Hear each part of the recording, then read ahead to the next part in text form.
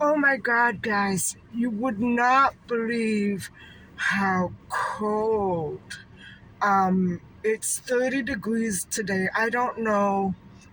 I believe it's 28 degrees. I made a mistake. I don't know what possessed me to put on short sleeves today. What was I thinking? Um, I have absolutely no desire to continue my little grocery episode today. I pretty much have everything that I need except for the tuna and the salmon side of my cat's cat food. It's not essential that I get it today, and even if it was, I wouldn't do it. So, anyway, I am gonna make a little tiny pizza. Um, I think maybe I should maybe try to find the dough and not make it from scratch because I am not in the mood. We'll see if I can muster up some pre-made dough and I know exactly where to go to get it. It's just up the street from here. And so I will see you guys in a little while when I get back home. So I just uploaded the second part of the Christine Jessup case last night, and I do have the Alison Perot, the first part of the Alison Perot case, ready to go up, but I think I will put that off until tomorrow or the next evening and just concentrate on some other issues, some other, like my pizza and my grocery haul and whatever else might come up because I've been finding some very interesting things uh, out about countries where human trafficking is most dominant in, and also the psychological profile of a child abuser. And so I know that's not nice. So I don't know if maybe I'll stick one of those issues in today. We'll have to see how this vlog goes because maybe it'll end up being too long and I don't want to do that. I want to try to keep them a little bit shorter, if you know what I mean. So anyway, I'm heading to get some pre-made pizza dough right now. It shouldn't take me very long. It's only around the corner. And so I'll see you later, wherever else that may be.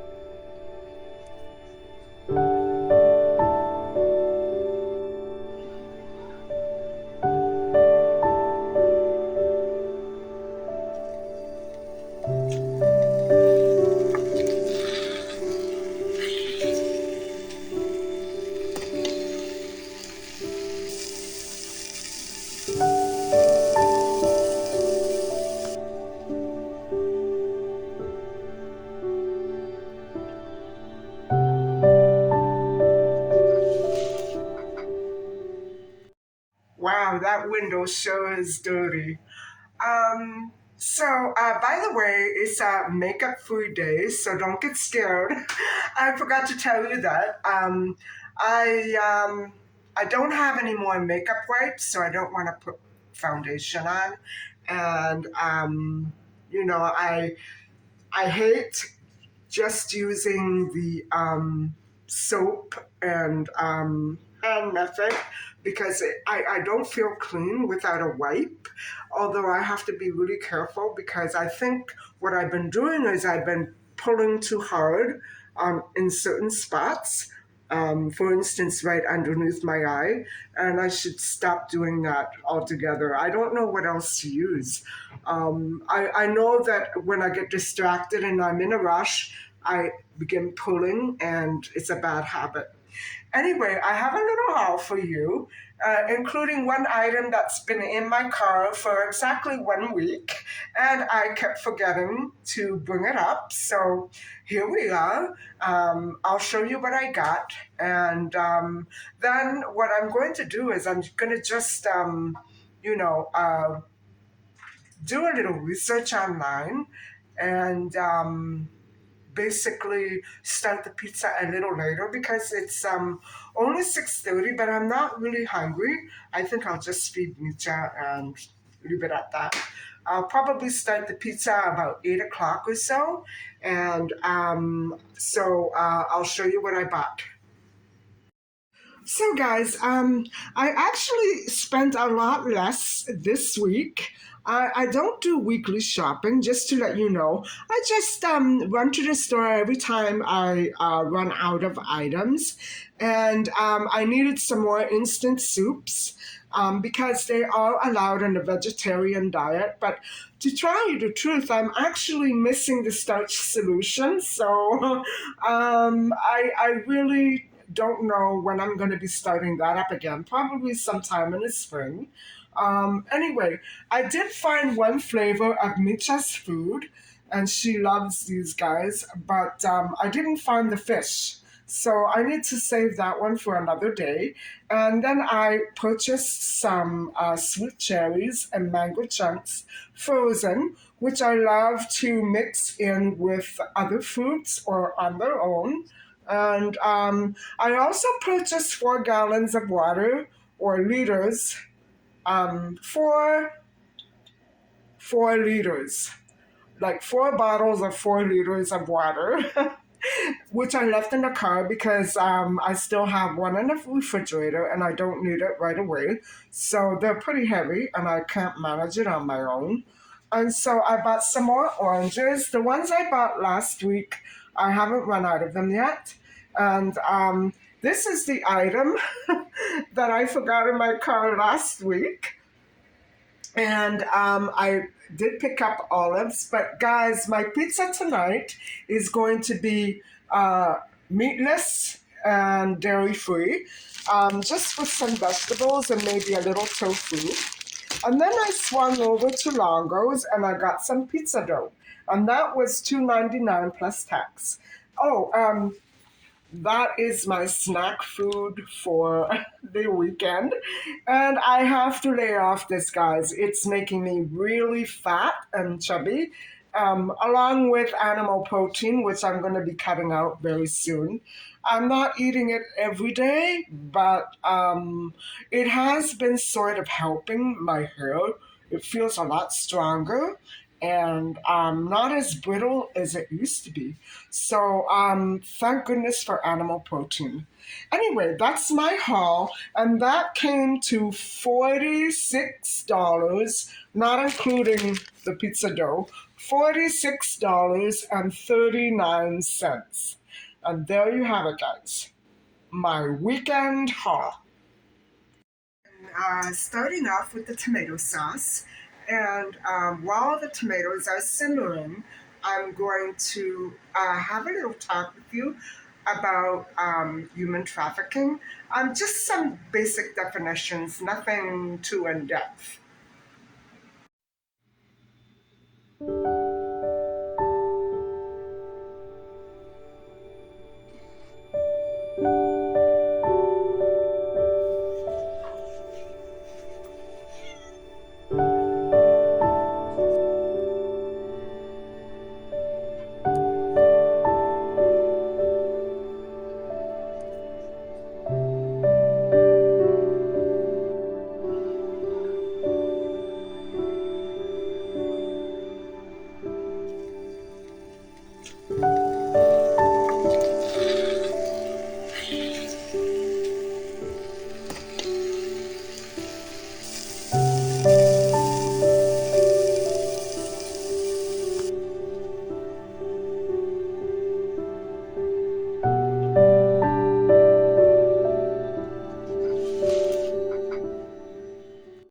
looked at some signs of human trafficking.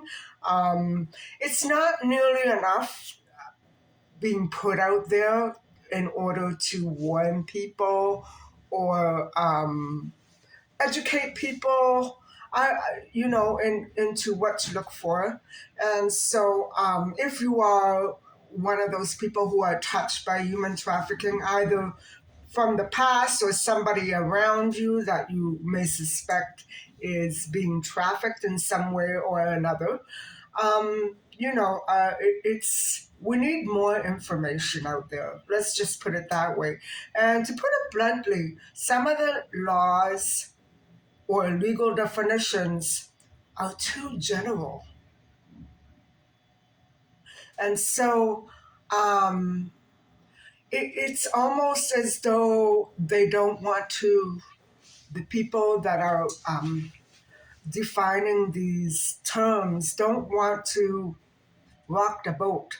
And I'll explain why that might be in a little bit. But first of all, the first thing that I noticed about the definition being put out by my government is that it did add that it would be illegal, and they added it in 2010, another clause saying that it would be illegal to traffic persons under 18. If it's illegal, it's illegal. What does age have to do with it? But I can see their point because there there are lots of child abductions, and so I don't know why they felt the need to segregate, the age group, and maybe imply that it's okay to traffic people over 18 but not under. I have a problem with that. Understanding it. Not that I disagree with it, I just don't understand why it's worded in such a way. But then I can understand that because they kept saying persons instead of children. Okay. Okay, so human trafficking is essentially the recruitment, transportation, transfer, and harboring or receipt of persons by threat, force, coercion, such as fraud, abduction, deception, abuse of power, or abuse of a position of vulnerability on the part of the victim, or giving or receiving payments or benefits to gain the consent of a person to have their control over you. I wouldn't. That, people who don't understand the language can easily get sucked into that. So you know, that's pretty important to remember. Don't ever sign anything. Um, don't ever go anywhere in a bus in a different country. That I would never get in a bus in a different country because of a situation that I had personally with my travel companions. I would never do that. Maybe up and down the street, but not from one location to another. No. Um, Now, exploitation. Now, for them to have control over you, that must mean that they want to exploit you. And so, exploitation includes prostitution, um, exploitation, forced labor or services, slavery, or servitude, which there's a bit of a difference, or removal, manipulation, or implantation of organs. You. Um, this definition excludes, say, for instance, people who are aware that they're going to be exploited. Um, for instance, in a case of human smuggling across the border. So that doesn't apply. If you're aware of it, there's a different process. It's still criminal, but there's a different process, there's a different definition. And so that's separate from what we're talking about right now. And I suggest if you do want to know more about human smuggling and the signs and the legal definitions, you can research that on your own. It's not that much different from abduction, but it is somewhat different. So, human trafficking is the recruitment, transportation, transfer, harboring, or receipt of a child for purpose of exploitation. Also, what they mean by child is anyone under 18. I think they should extend that quite a good deal. They've done it for drinking. I think they should extend it to 25, right? That would make prosecution a whole lot easier. Excuse me. And so, considering that the majority of young people between 18 and 24 or 18 and 34 are those who are trafficked. So, trafficked people are absolutely held against their will through coercion and forced to work or provide for a service to traffic, to the trafficker or to others.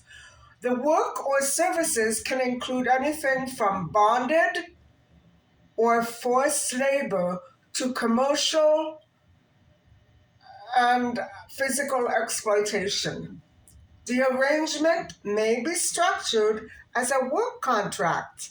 You better read the fine print and know how to read in that language.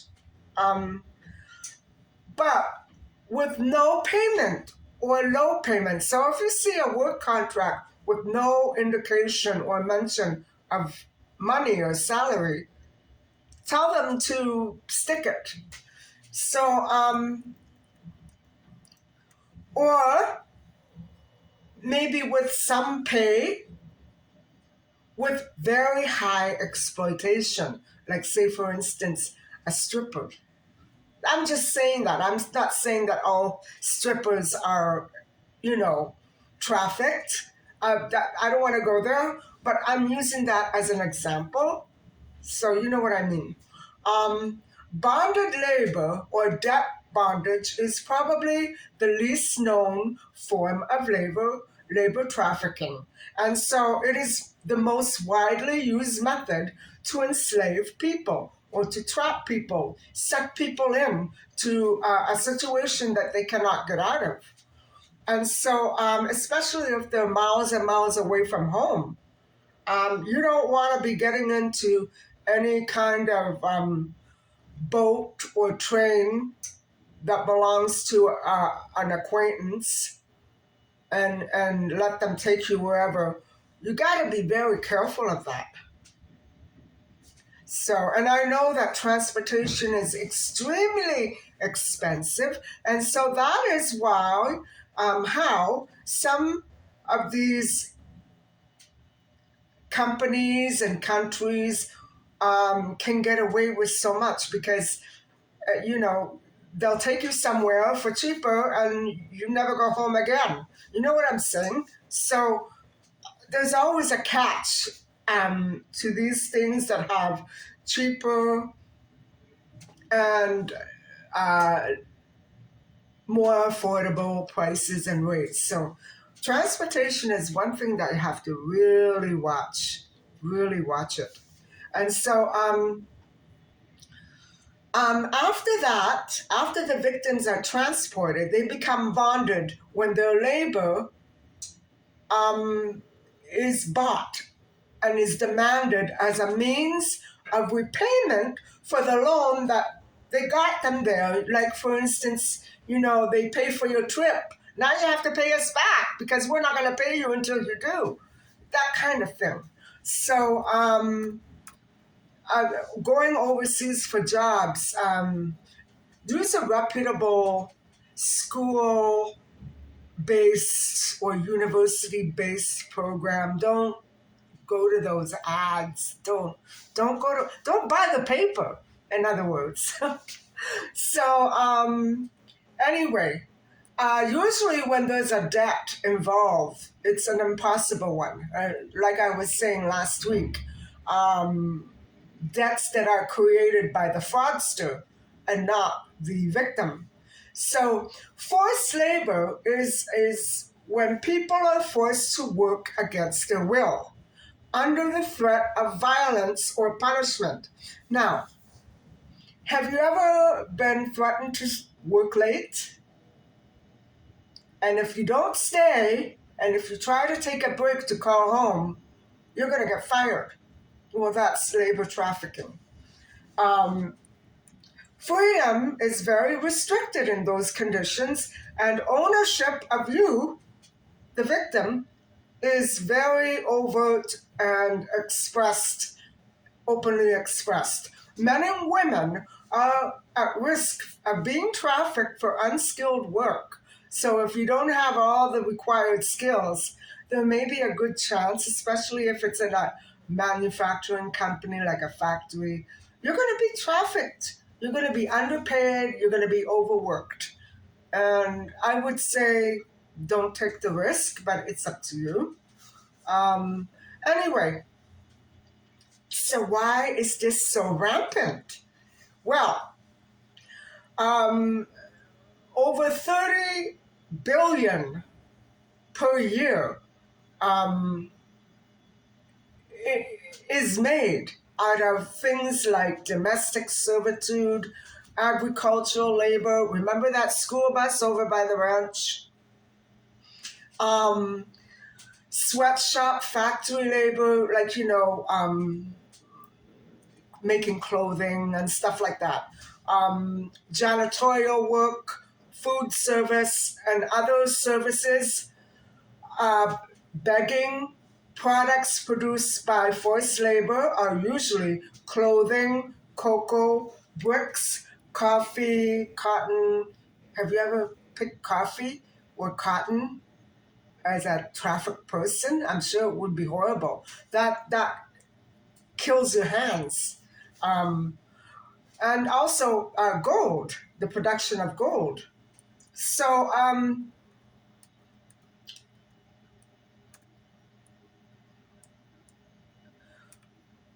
in 2010, there were so many victims of labor trafficking, help that required assistance, more than people who have been trafficked in the sex trade industry. So, wow, I never thought of it that it could be. I was saying that that kind of trafficking is not the only one that exists, and this is proving me right. So I will be linking articles and other things, other websites below. So be sure to take note of them if you're interested in doing some more research. Um, so let me see here. Now,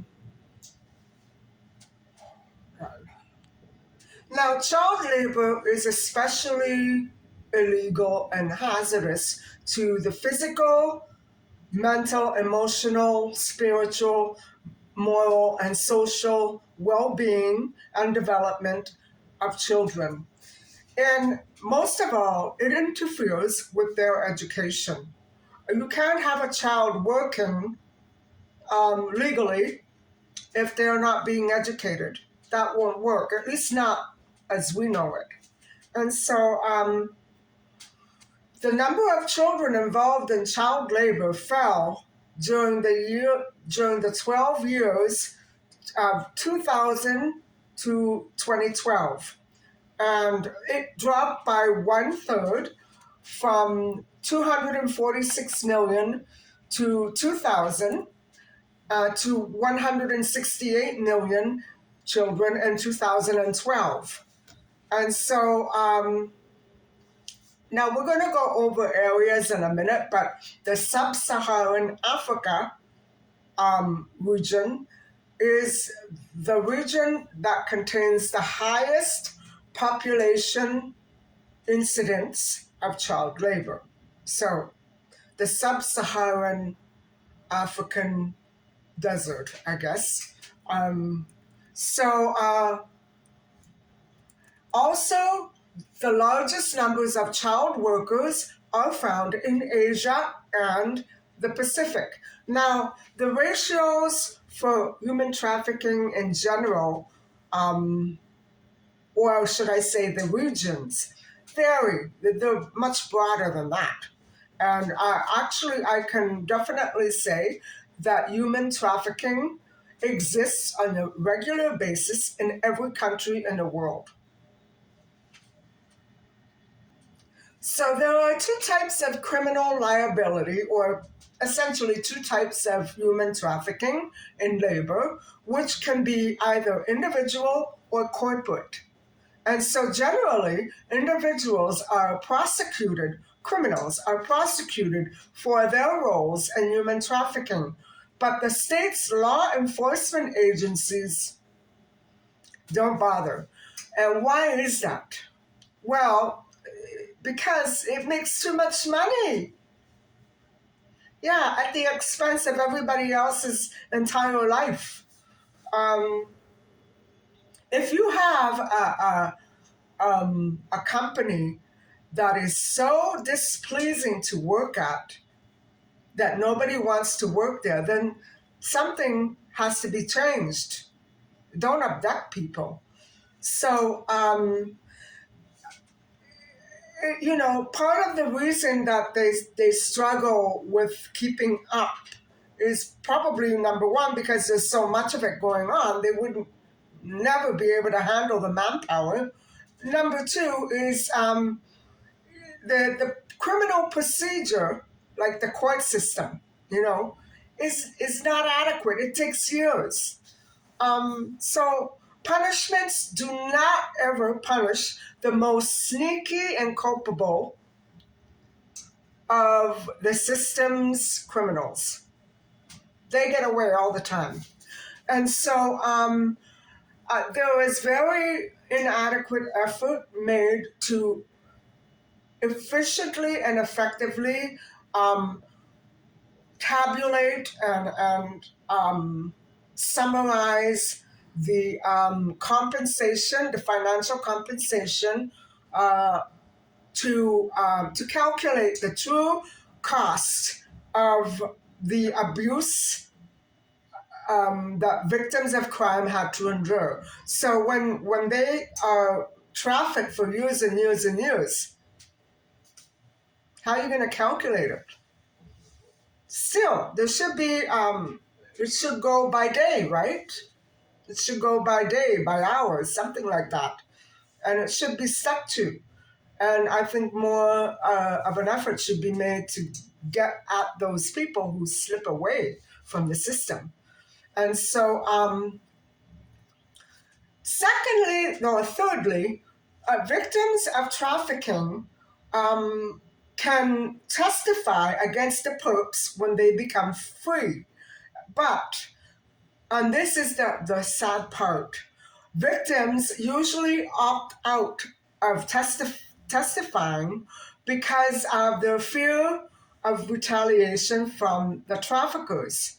Victims are so fearful that they may be concerned for the safety of themselves and everyone around them, and rightfully so, because usually you end up going missing again, or even worse. So the possibility of removing the legal testimony aspect, and this is a biggie in courts, because I know that witnesses and juries and jurors face the same threat, and they're not trafficked.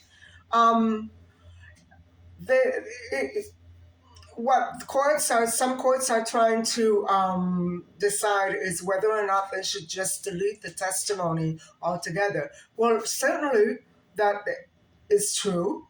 That's a good solution. But then you have the other cases where other jurors and witnesses' lives are endangered as well. And so, wow, what a horrible justice system we're stuck with, right? So you can't live with it very comfortably or safely, and yet you can't live without it, right? So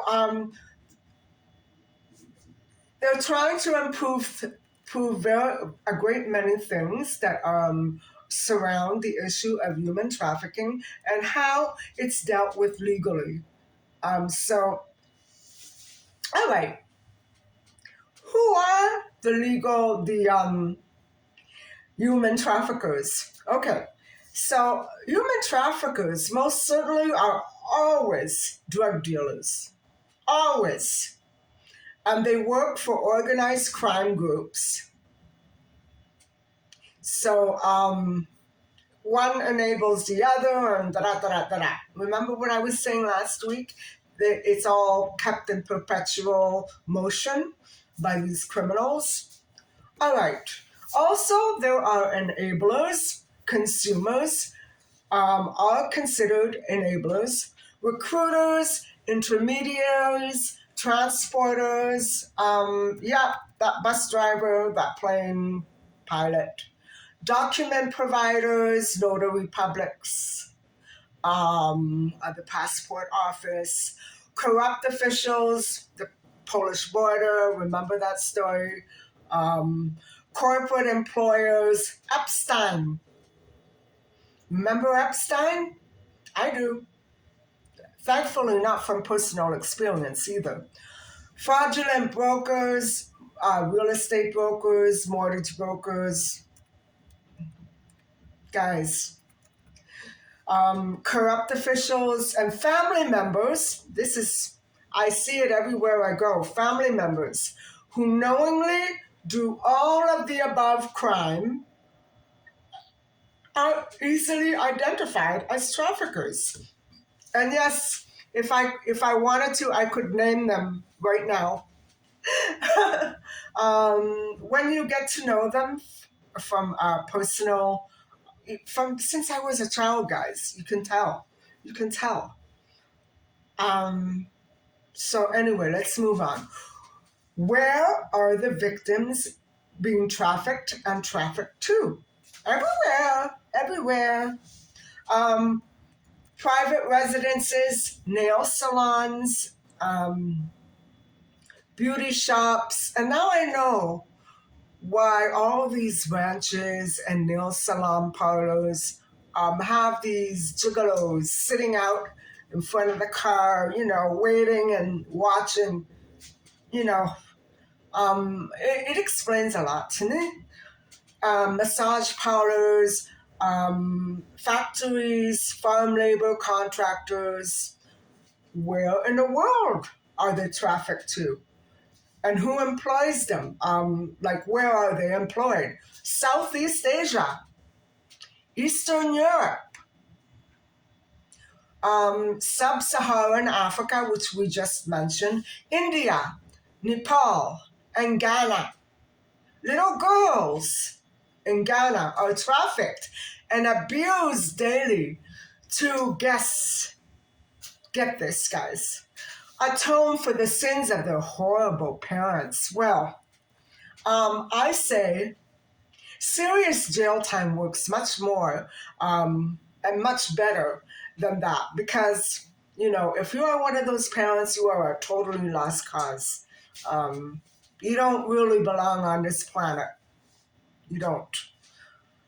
Both legal and illegal activities enable the trafficking of people. So it's not only the bribed officials who enable human trafficking, but drivers in transportation. That's number one, guys. You got to know that. Not every trafficker can do all those jobs by himself. No. Especially when it's operating on a grand scale that pulls in billions of dollars a year. Hospitality, like hotels, advertising, financial sectors. Advertising. Wasn't Alison Perot's mother an advertising executive? I'm not saying anything. I'm just saying that that's the field of professionalism that usually confront human traffickers. That's what I mean to say.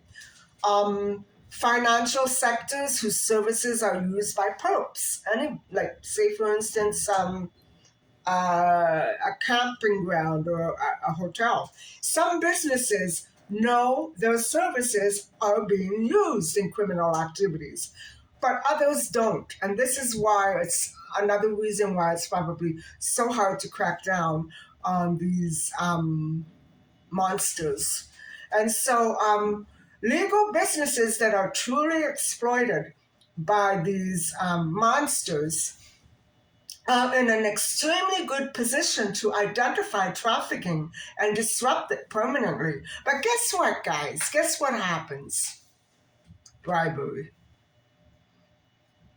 So consumers are also enablers. So if you ever hear of something, say for instance, the Olsen twins were accused of running horrific business conditions halfway across the world, and they didn't know about it. Well, one thing to do would be to boycott that company, or that kind of service. You know what I'm saying? Anything coming from the country where the workers are trafficked. The Olsen twins, of course, were in a good position to sue. I don't know what happened, but I should have followed up on that story. But that's an example of what I'm saying. They swore that they didn't know, and I believe them. How are they going to know when they're living in sunny California? You know, how are they going to know? Or in New York? I don't know where they live. But I'm sure they wouldn't perpetrate something like that. They were abused. They were taken advantage of. So anyway, that's a good example of what I'm trying to talk about. And so okay, I want to go over a couple more regions, and then we're done with this discussion.